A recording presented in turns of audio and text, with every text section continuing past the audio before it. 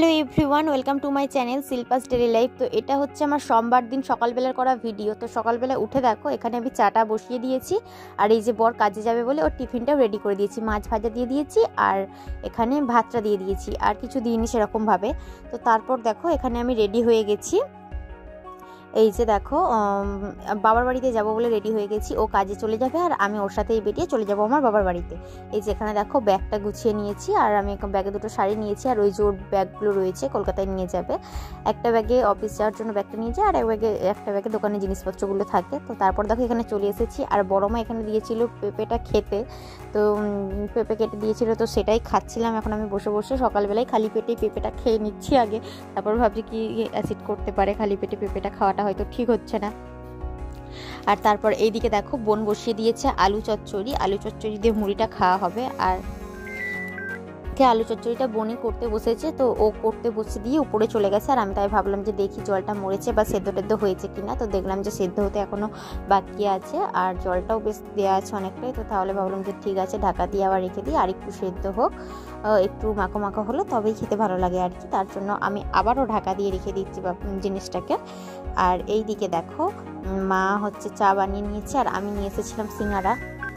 তো আজকে আমার শরীরটা একটু খারাপ মতো লাগছিল, তো তাই জন্য দেখো এখানে লিকার চা নিয়ে নিয়েছি, আর হচ্ছে এখানে নিয়ে নিয়েছি সিঙ্গারা, আর দুটো টোস্ট বিস্কুট নিয়েছি।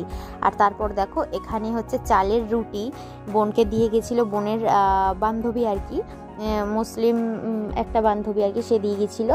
ও যেহেতু গতকাল গেছে তাদের শবে বরাত, তো আজকে ওদেরকে দিয়ে গেছিলো আর কি। আর এটা আবার বান্ধবীটা দিয়ে যায়নি, বান্ধবীর দাদু এসে বাড়িতে এসে দিয়ে গেছে। উনি রোজা রেখে এসেছিলেন, বাড়িতে ঢোকেননি, খাওয়া দাওয়া করবে না যেহেতু চাটা, তো দিয়ে গেছিলো চালের রুটি, হালুয়া আর সুজির হালুয়া এগুলো। তো এখন সেগুলো আমরা খাচ্ছিলাম, আর এগুলো খেতে খুবই ভালো লাগে। প্রত্যেক বছরই মনে হয় যে কেউ একজন দিয়ে যাবে তো খাবো, কারণ কি আমরা না ওদের মতো করে বানাতে পারি না, যতই বানানোর চেষ্টা করি না কেন।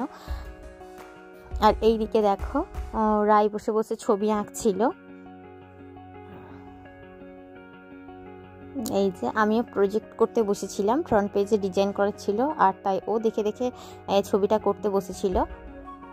চলো তোমরা ভিডিওটা দেখতে থাকো। তো কাল হচ্ছে শরীরটা খুব খারাপ ছিল, তাই সারাদিন ভিডিও কোনো রকম করতেই পারিনি। তো আজকে সকালবেলা শরীরটা একটু ফ্রেশ লাগছে, তো তাই জন্য ঘুম থেকে একটু তাড়াতাড়ি উঠে পড়েছি, 7টার দিক করে ঘুম থেকে উঠলাম। আর উঠে দেখো ফ্রেশ ট্রেশ হয়ে নিয়েছি। আর কাল বসেছিলাম একটু প্রজেক্টের জন্য মানে ফ্রন্ট পেজটা বানাতে, তো কালকে আর বানাতে পারিনি, তাই আজকে আবার বানাবো বলে সকাল সকাল উঠে পড়েছি।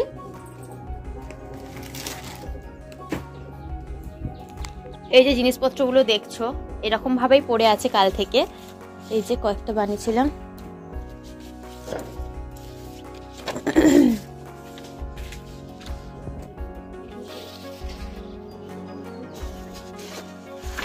আর কই গেল রে ভাই?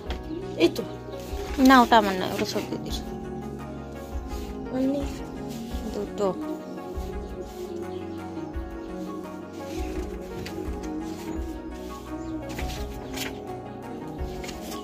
তিনটে আর একটা করেছি মনে হয়, এটা করতে করতে রয়ে গেছে।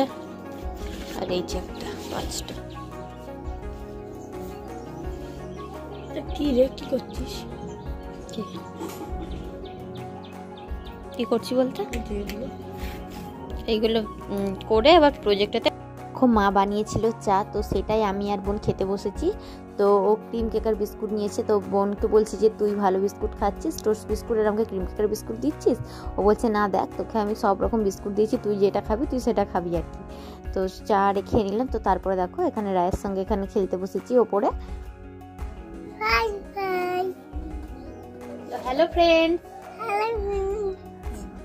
দেখো দেখি দাও তুমি কেমন মেহেন্দি করেছো।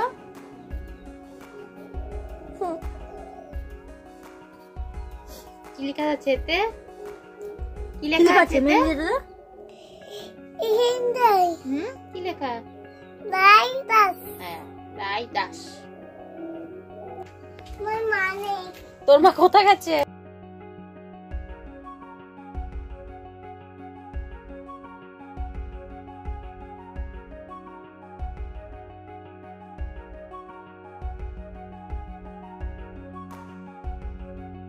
তখন খাতাতে প্রজেক্টের ডিজাইনগুলো বানাচ্ছিলাম, তখন ও এসেছিলো আর কি। তো তাই জন্য ওর হাতে একটু নকশা করে দিচ্ছিলাম। আর এখানে দেখো ভাই ওকে বলছে চল তোর সঙ্গে WWE ফাইট করবো। তো তারপরে দেখো ওকে চাকরি নিয়ে চলে যাচ্ছে আমার ভাই। তো ছোট তো ওকে সবাই খুব ভালোবাসে আর কি। তো দেখো তারপরে ও আবার চলে আসলো। আস্তে আস্তে আমাদের বিছানার চাদর বলবে যে ভিডিও দেখবো, ভিডিও করো। আর ওকে যখন বলছি তুই একটা গান কর, বলছে না আমি গান করব না।